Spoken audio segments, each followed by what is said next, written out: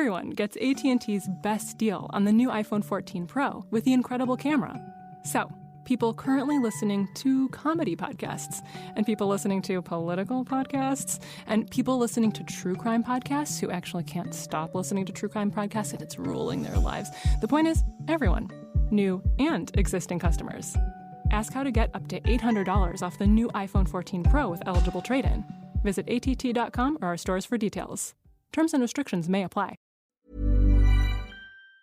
Hey coconuts, recently there's been a rise of financial scams, right? And this is very well documented, okay? During hard times, during times of financial turmoil, you will see a lot more scams popping up. People need to feed themselves, right? And I'm not taking a position to support them, but the reality is as such, right? And it doesn't help that over the past decade, there's been a lot of digitization, right? So you have your digital payment, your e-wallets, your digital brokerages, your robo-advisory. It's all our money, even digital assets, right? So all our money and finances are digital these days. And with our limited understanding of how the internet works and how the digital world works, a lot of us, right, we want to believe that, we're better than the boomers. We know how to use TikTok, we know how to use social media, we use Gmail, we use Slack, we use all these high-level productivity tools for ourselves, so we stay relevant. But the reality is, how many of us really understand how the internet really works? Do you know that there's undersea cable? Do you know that it's not about going higher and higher and then you're closer to the internet? For the longest time, I thought that was the thing.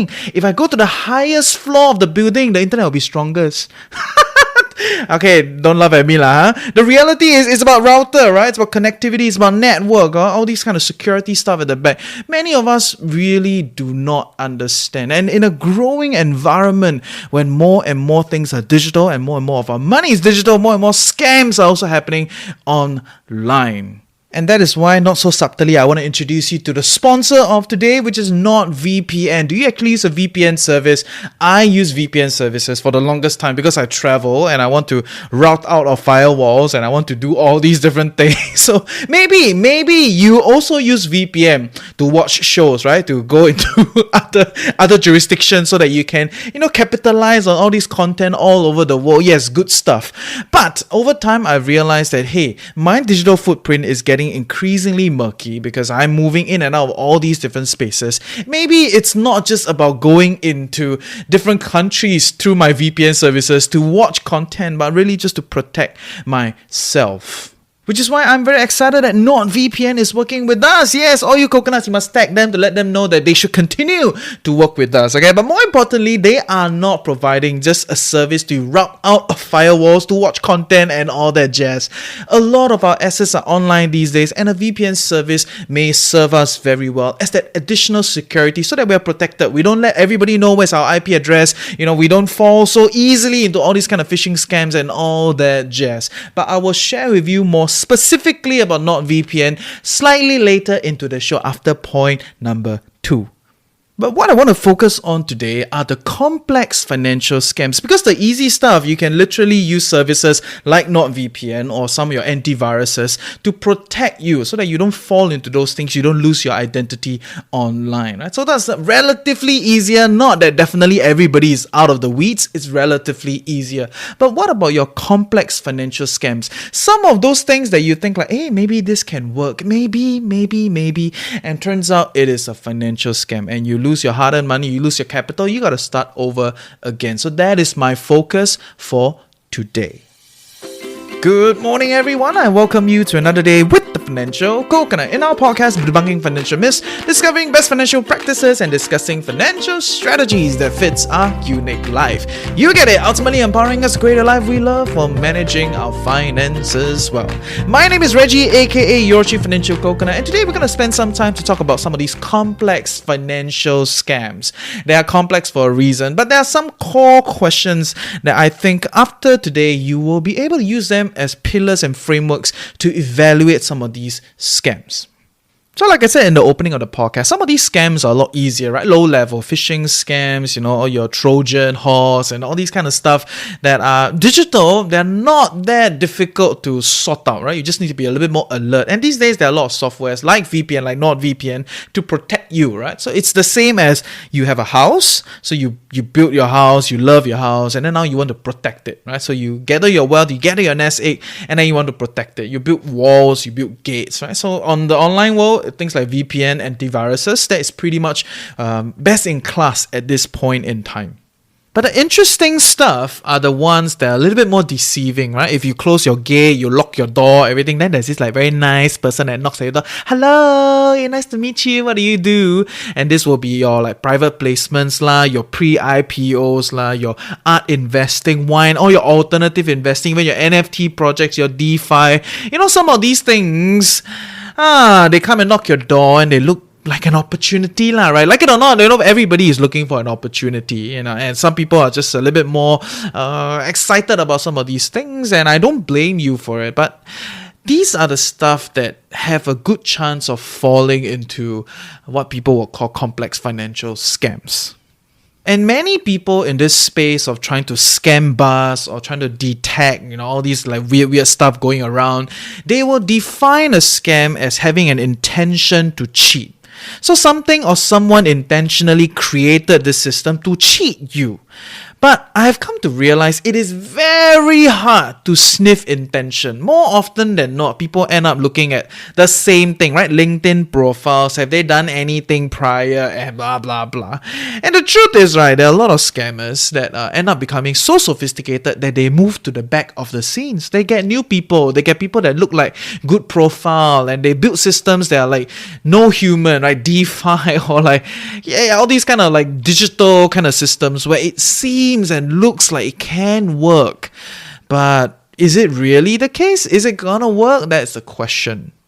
So then many people will say, okay lah, then you just forgo these things lah, like you just don't participate in them, right? Anything that's not regulated, not protected, not approved by MAS, then you don't participate, which I get it. That is essentially building a gate on these things, right? That means the salesperson can knock your door, you already built your gate, you just slam the gate at the person's face. Sorry, not interested, right? So that is one way, right? But it can get a little bit crude.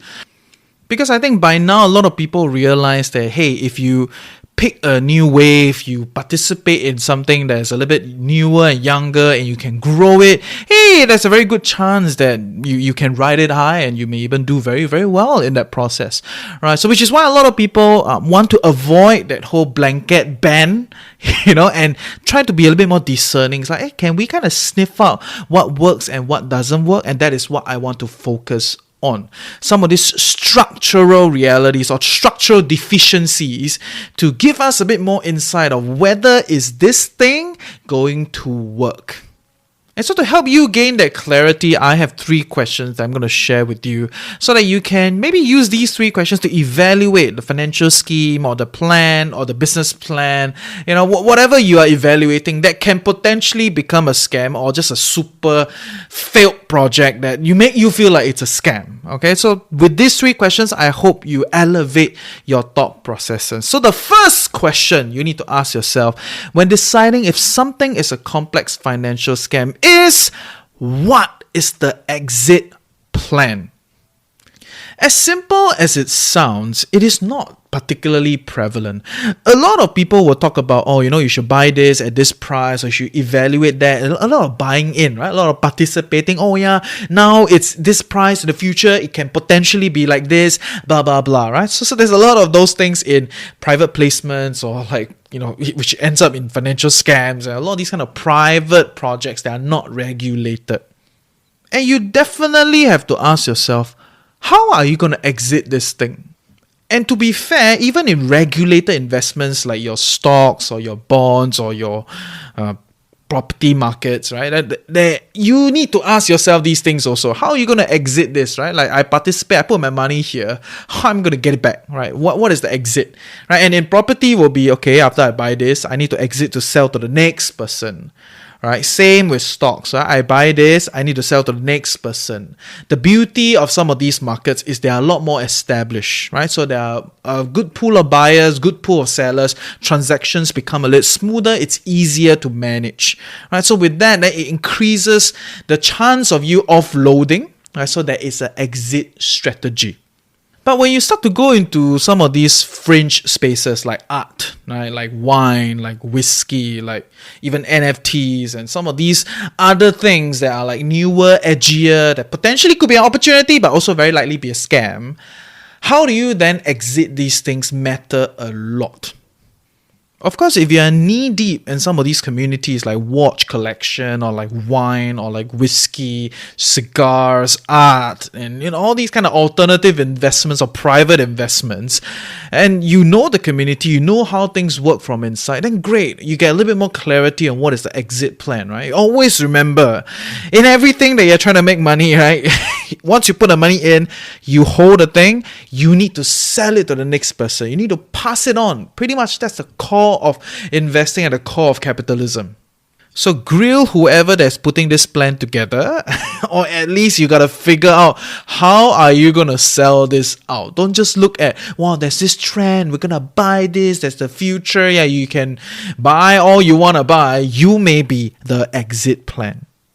Which brings me to point number 2, the second question that we should ask ourselves when trying to sniff out these complex financial scams, and that is, what is then the cost to acquire capital? This is extremely important. I cannot stress enough of the cost to acquire capital, and I will share with you a little bit more afterward from our sponsor.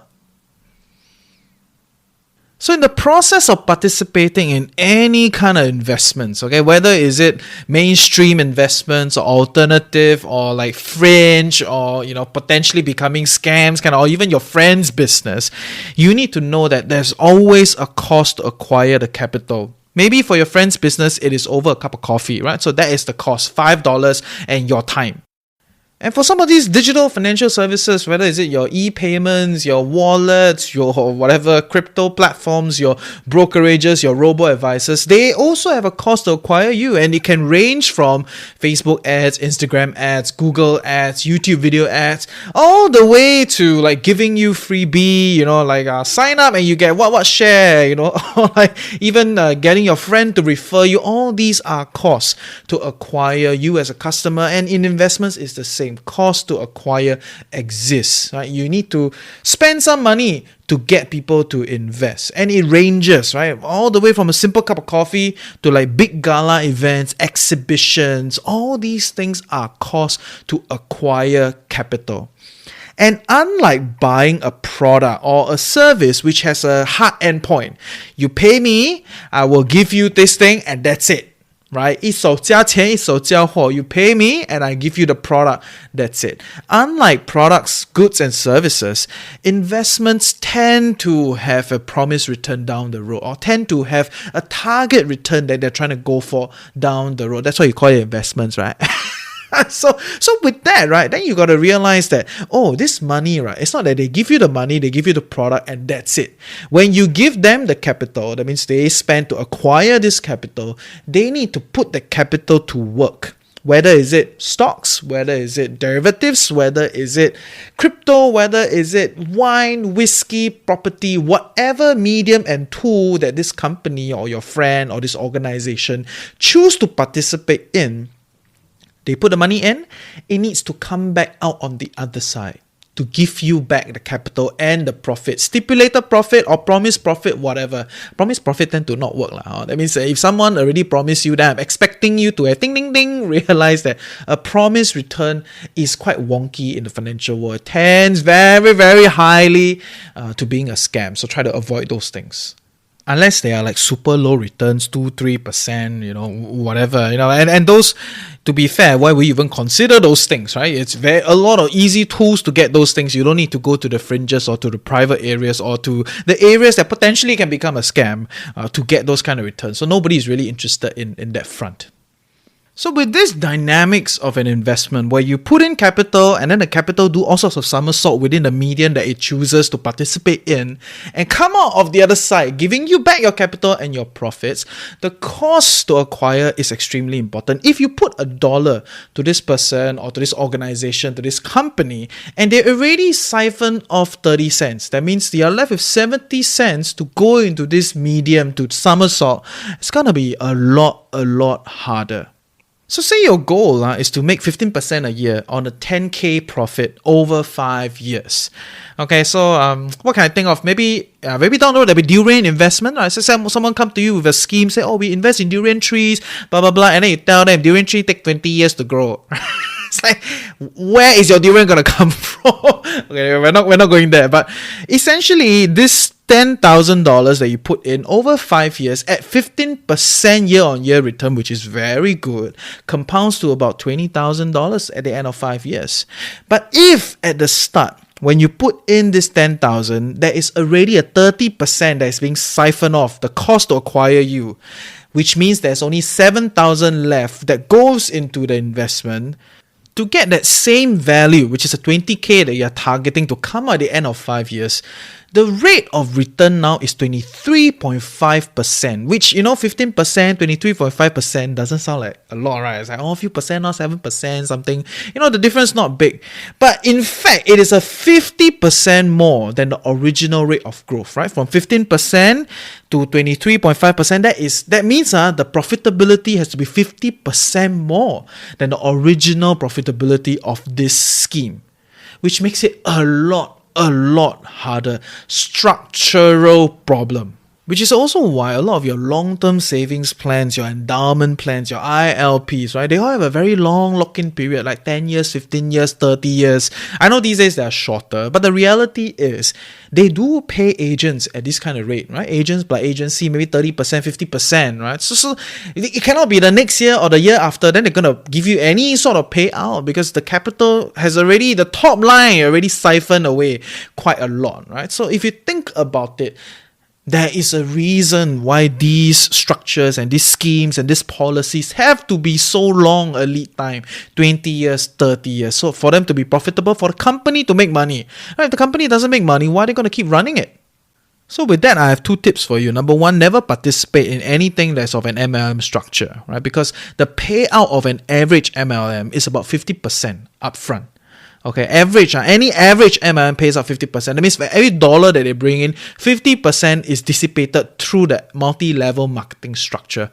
So that means it's left with 50 cents, to even go into whatever investments that they claim that they were going to do. So that in itself is already a structural deficiency. It's not going to work. So chances are it ends up becoming a Ponzi scheme.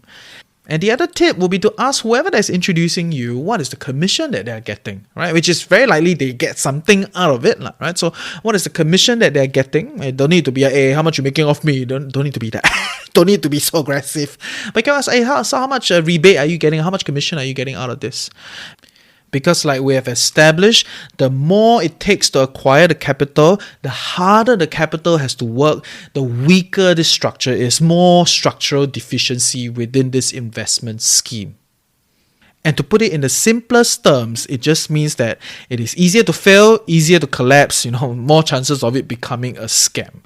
Which brings me to point number 3, and that is this question of how is this scheme going to generate cash flow to meet their burn rate? So, okay, we talk about the investments, right? When a lot of people think about investing something, sometimes they don't think about the other things that happen out of the investment, right? When they look at this property, it's like, wow, this property is going to work, man. It's going to go in, we buy this thing, it's going to come out on the other side, we're going to make money. Or they look at this NFT project, it's like, oh, this NFT project is going to work, man. We buy this in, it's going to exit, cost of capital is very low, people look reputable, good stuff, it's going to come out on the other side and we're going to make big money. Everybody thinks like that, right? Which I can understand, okay? I can understand why people think like that. That's the only reason why you even consider some of these other investment products. But a lot of people forget that all these investment schemes are run by organizations or run by people. They need to feed themselves and they have a cost to operate. In other words, whether is it your wealth managers, your investment people, your financial planners, or your businessman, your friend that started a business, your crypto gang, your tech bros, whatever, they need money to run the operation. They need to eat. So with this clarity that, to run something as an investment, you need the operation, the cost to operate the whole team and the scheme, then you got to ask yourself, so how are they going to make money to keep themselves afloat? And this is the reason why a lot of these investment funds or investment ideas, they always charge you a management fee because that is the way they keep themselves afloat. So it's always very scary when someone says, oh, we're not going to charge you management fee. We're just going to hold it through. I'm like, oh, wow, really? How are you guys then going to run this thing? Right? So it is not about whether have fee or no fee is better, which one is blah, blah, blah. We're not going there. But it's just recognizing the reality that to run an investment scheme, there is cost to operations. And so if this bunch of people or this scheme doesn't have any look of how it's gonna make money to run operations, then it is structurally very weak. Because investments take time. It takes time to come out from the other side. And if there isn't any way to try to make money to run this whole thing while you're waiting for the investment to come out from the other side, then usually there are a few cases. Like one is these people they are noobs, they don't understand what's going on. The other is they are really trying to get your money, which is problematic. And the third one is probably they're outright just trying to eat you up. Right? So it tends to be a scam. If there is no clarity of how are they going to make money to keep this operation going. Of course, there are many other things that you can look at in trying to determine if this thing is going to work. Is this a scam or is this, something that structurally is strong that can happen? But I feel that these 3 core questions form the anchor. Regardless of whatever medium that they are using, whether it's Pokemon cards cigar NFTs, DeFi protocol, art pieces, whatever these people are using, even property stocks, whatever it's being used, doesn't matter. If you cannot answer these 3 questions, then there's very likely this is a scam, or it's just structurally very weak that you will eventually look like, or eventually evolve into a scam. So I'm going to sum up today with these 3 questions again. Number 1 is to ask yourself, what is the exit plan, and grill the other party on what is the exit plan. A lot of people will talk to you about the opportunity, this is the trend, where we buy here is a cheap, blah, blah, blah. Then they ask them, so how are you going to exit? And they tell you, we're going to sell to China. It's like, do you have a distribution partner? Or they tell you, well, we're going to exit at this price, or we're going to pass it on to the next developer. So who are you talking to? Do you have contracts? Are you certain of some of these things? And if you are not, it's okay. It doesn't matter that it doesn't need to be certain, but you need to know that they are not certain. Right? Because then that will add into an evaluation of maybe these guys don't really know how to exit. And so maybe they're not the right guys for us. The next question is, what is the cost to acquire capital? This is very important. Like I've established, the more expensive it is to acquire the capital, the harder your investments have to work to get you the kind of returns or target returns that it is going for. So, rule of thumb, no MLMs, and always trying to find out what the commission of the people that you are actually exploring the project from. And the third question is, does this scheme or investment plan have the ability to generate cash flow to meet their operational needs? Okay, as with any other thing, you need capital to keep something going. It takes money to run it. Okay, so if they don't have a plan, then you also know that this is a bit iffy, right? It's like investments take time, right? So how are you going to run this whole thing? So more often than not, if they don't have answers to all these things, then you are the exit planner, or you are the cost to run this whole operation. So yeah, with that, I hope you learned something useful today. See ya!